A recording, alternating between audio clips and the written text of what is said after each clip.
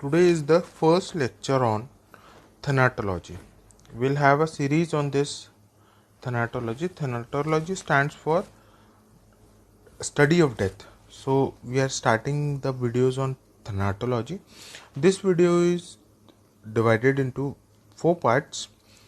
First, we'll know about the definition of the death, then the modes of the death, then the cause and manner of the death, and last, we'll know the science of the death.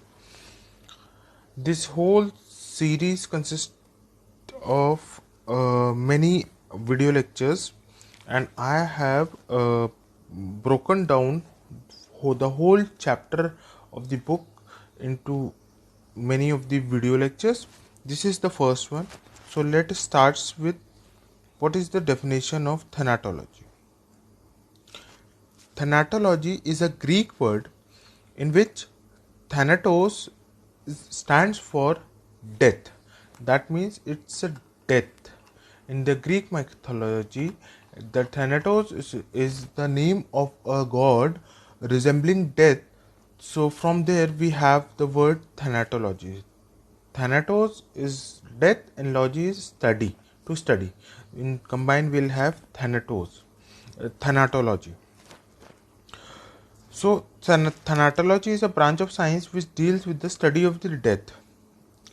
And when we come to the definition, it is defined as irreversible cessation of life, insensibility, inability to move, permanent and complete stoppage of functioning of vital organ of body.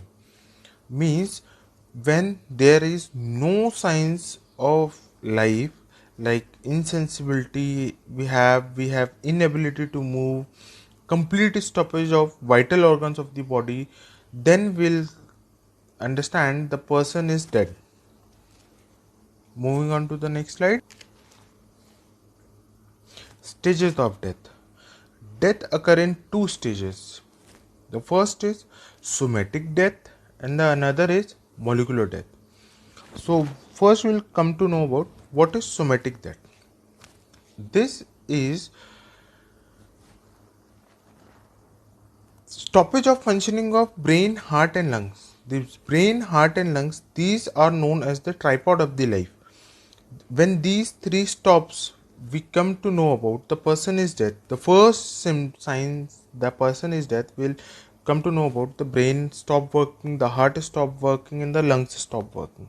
And second point, aerobic process ceases as oxygen stop. Because of the functioning of the lungs, heart and brain, the aerobic process all ceases because of the oxygen stoppage. The pupil will respond to meiotic and mydriatic medicines.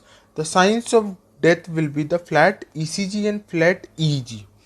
And the most important significance of this stage is this is the only stage in which organ transplantation can be done or organ donation can be done. The characteristic feature of this stage is the phenomenon known as Charcot's muscle phenomena. What is Charcot's muscle phenomena? This is a phenomenon. It is a mechanical excitability of the skeletal muscles that occurs 1.5 to 2.5 hours after the onset of death. Example, when how will understand? Example, when knee is stabbed, when the knee is stabbed, the result of contraction of the quadriceps muscles will occur. Means if a person is lying and the leg of a person, if we pull down the leg of the person and we hit on the knee, we will see the quadriceps muscle will contract and the movement of the leg will be seen. So this is because after death, after 1.5 to 2.5 hours, there is still ATPs in the body, and this mechanical stimulus when provided, these muscles tends to react. So we come to know this is somatic death. Now moving on to the next slide. Molecular death, or this is also known as cellular death. This is also called as death of all cells of the body. The aerobic processes stop due to no ATPs. Now, in the previous stage, we come to know about aerobic processes stopped because of no oxygen. In this stage, anaerobic processes stop due to no ATPs. Muscle do not respond to the stimulus. In the previous, we came to know about when we tap on the knee, we'll see the movement. But in this case, the contraction of the muscle will not be seen. The pupil will not respond to the stimulus. The meiotic medicines, what we if we pour in the if we put in the eye, we'll see the contraction and dilatation of the pupil. But in this stage, we will not see any of the respond to any type of stimulus. Early changes occur due to metabolic dysfunctioning and later from structural disintegration. The early signs will be the changes in the eye, the cooling of the body. The late signs will be the decomposition and the mummification of the body. Now, this is a stage where nervous tissue died rapidly. The vital centers of the brain in about 3 to 7 minutes will die, but muscle that survive 1 to 2 hours will die after it. Moving on to the next slide. What is the importance of these stages? Why do we study these stages? Because the first thing we get to know about that we can resuscitate the patient in the stage of somatic death. In somatic death, if a death occurs and we can, if there is a chance of resuscitating a patient, that is the only stage in which we can resuscitate the patient. Secondly, organ transplantation, the dead body, is possible only after somatic death, but before molecular death.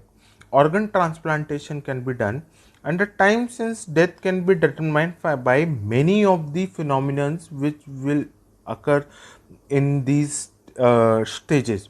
We'll know about in the later videos. Moving on to the next point.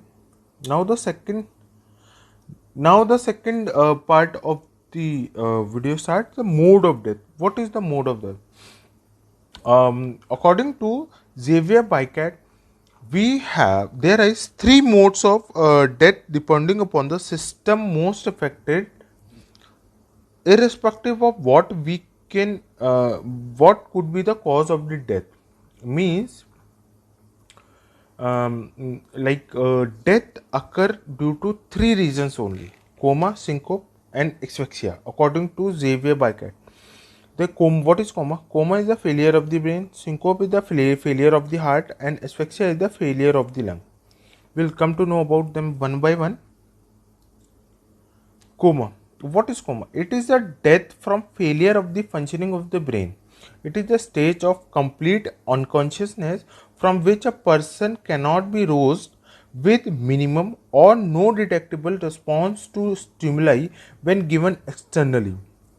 If we see, if the coma in the previous slide, we see coma is the failure of the brain. Okay, so in this, if minimum or a maximum stimulus of any kind is given, we'll see no response from the patient. We came to know about the person is in a state of coma. What are the causes? Causes may be injury or a disease, systemic disorder, and intoxication. Like in systemic disorders like diabetic ketoacidosis, uremia, heat stroke. In sometimes, many times in the cases of heat stroke, we say the person is in coma. This is because of the systemic disorder. And in intoxication could be due to alcohol, opium, cocaine, chlorohydrate, etc. We can see if there is intoxication of a person can enter into coma.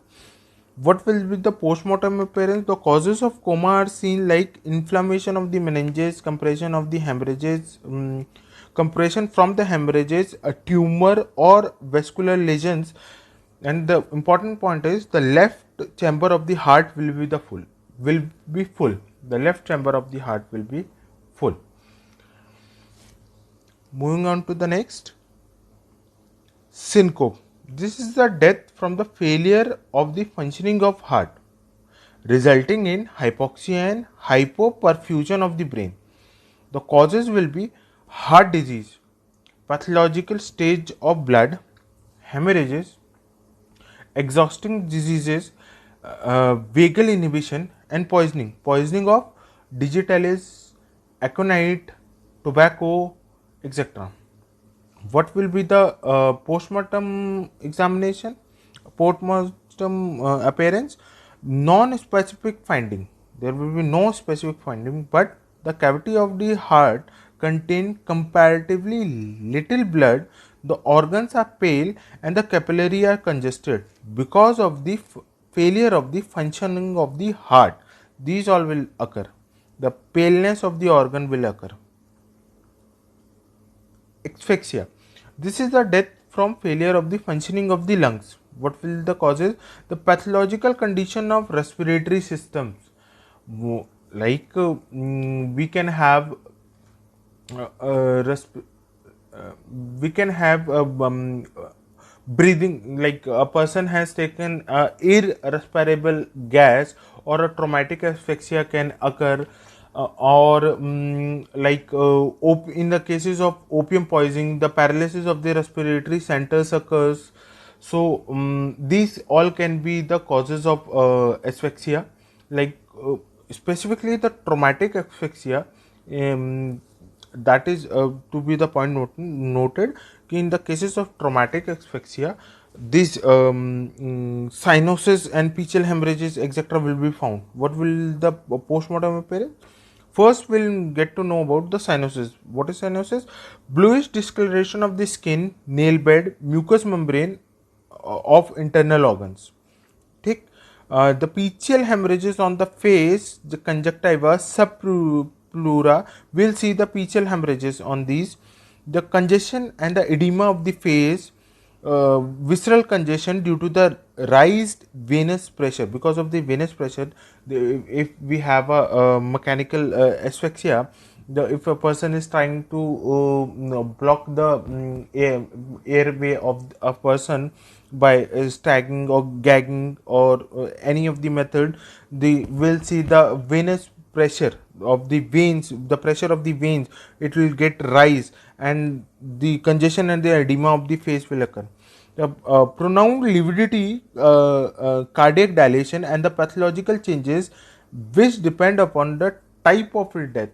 Means like if we have local injuries to the neck, like in hanging or strangulation or the throating, the color of the blood is of like the color of the blood in carbon monoxide poisoning. These all result into the bluishness, that is known as cyanosis, the peachal hemorrhages, the edema, the congestion, and pronounced lividity, and a cardiac dilation of a dead person. Next, we have another classification from Gordon's classification, that is based on the concept of cessation of the vital function depending upon the tissue anoxia. Anoxia means complete lack of oxygen, which ultimately lead to the cardiac failure and death. Nowadays, this anoxia is also known as hypoxia, which is another term for shortage of oxygen in the blood. This is of four types: anoxic anoxia. This is the defective oxygenation of blood. Second is anemic anoxia. This is reduced oxygen carrying capacity of the blood. And third is histotoxic anoxia. This is the defective utilization of the oxygen. And a stagnant anoxia. This is impaired. This is because of the impaired circulation. Now coming on to the first, the anoxic anoxia.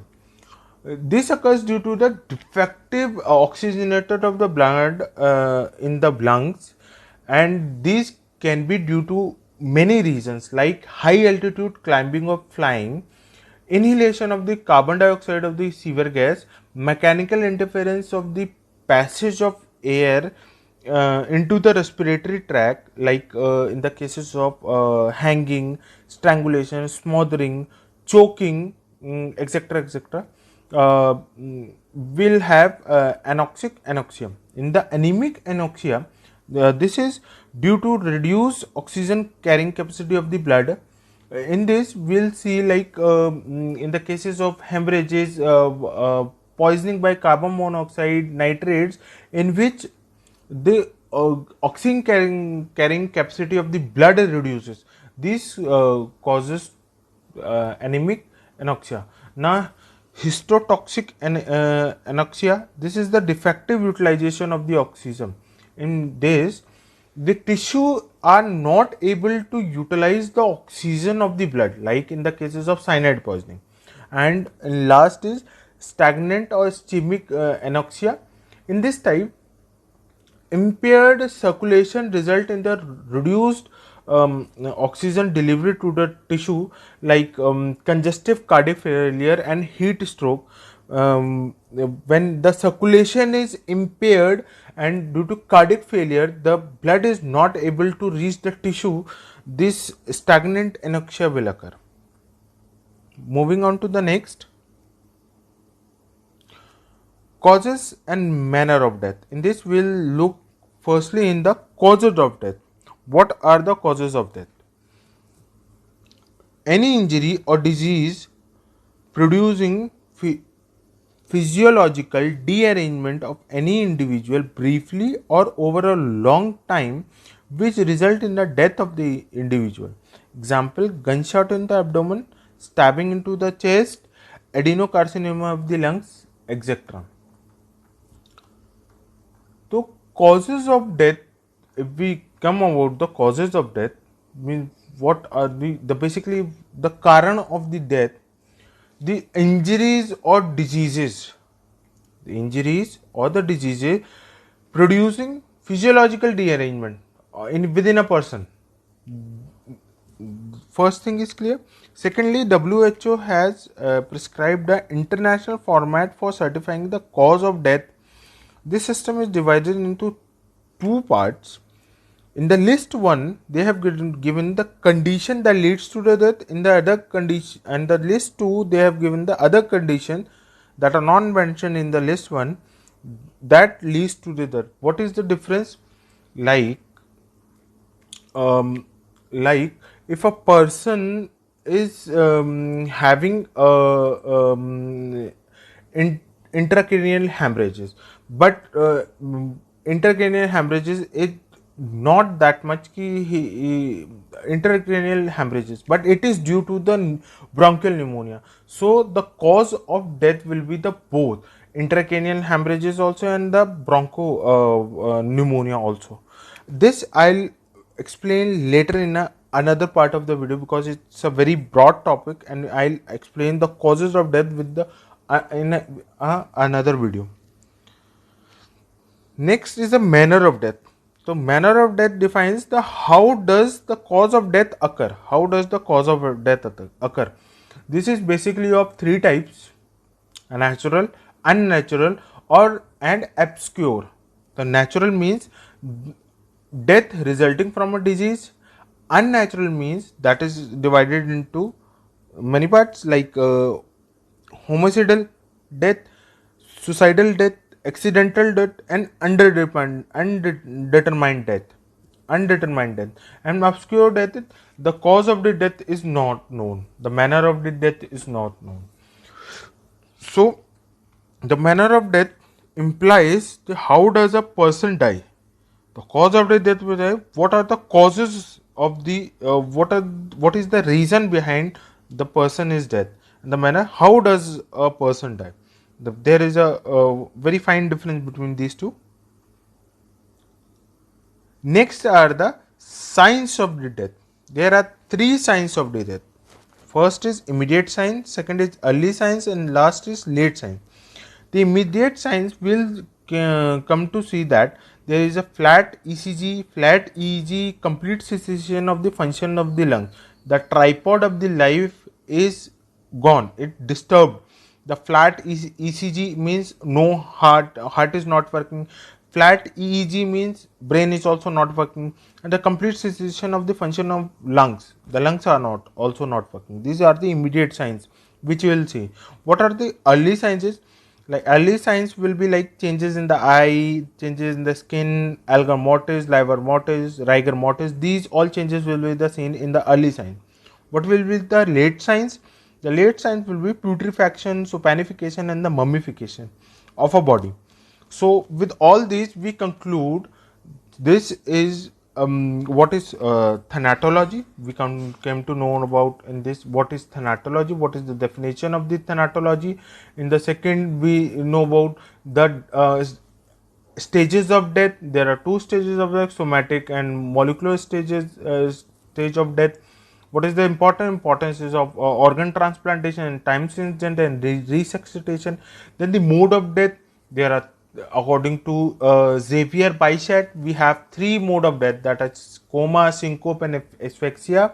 And according to Gordon's, we have another classification of anoxia. This is also known as hypoxia. We know that there are four types of anoxia, that is anoxic anoxia, anemic anoxia, histotoxic anoxia, and stagnant anoxia.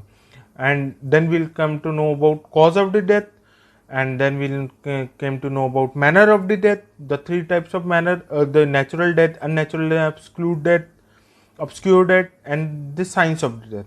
This concludes the lecture of today. Thank you. Stay home, stay safe, and study.